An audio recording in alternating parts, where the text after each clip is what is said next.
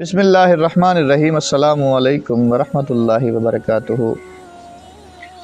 آج میں آپ کے سامنے ایک نئی ویڈیو کے ساتھ حاضر ہوا ہوں۔ امید کرتا ہوں کہ آپ کو پسند آئے گی۔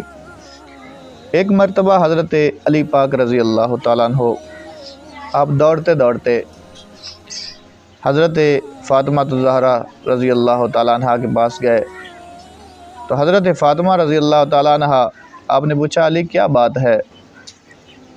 تو حضرت علی پاک نے فرمایا، اے فاطمہ، آج میرے اور تمہارے محبوب حضرت محمد مصطفیٰ صلی اللہ تعالیٰ علیہ وسلم وہ زار و قطار رو رہے ہیں، اور وہ اس قدر رو رہے ہیں کہ ان کے رونے کی، ان کی سسکیوں کی آواز جو ہے وہ مسجد میں آ رہی ہے۔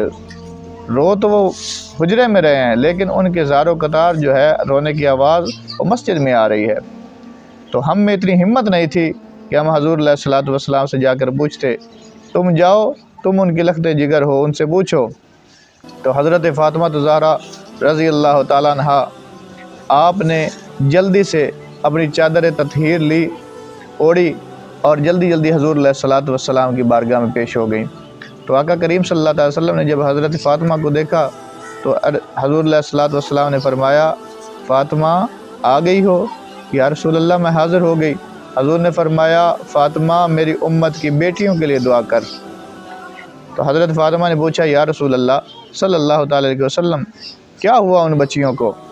تو حضور علیہ الصلوۃ والسلام نے فرمایا، جب میں معراج کی رات گیا تو میں نے دیکھا کہ فرشتے کچھ عورتوں کو سر کے بل لٹکا کے ان کو مار رہے ہیں اور ان کے بالوں سے پکڑ کر ان کو گھسیٹ رہے ہیں اور جہنم کی طرف لے کے جا رہے ہیں۔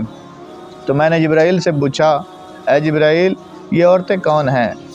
تو مجھے بتایا گیا، یہ وہ عورتیں ہیں جو دنیا میں رہ کر باریک دوپٹہ اوڑھا کرتی تھی، اور ان کے جو بال تھے وہ عیاں ہوتے تھے، نظر آتے تھے، اور یہ غیر محرموں کو اپنی طرف راغب کرنے کی کوشش کرتی تھی۔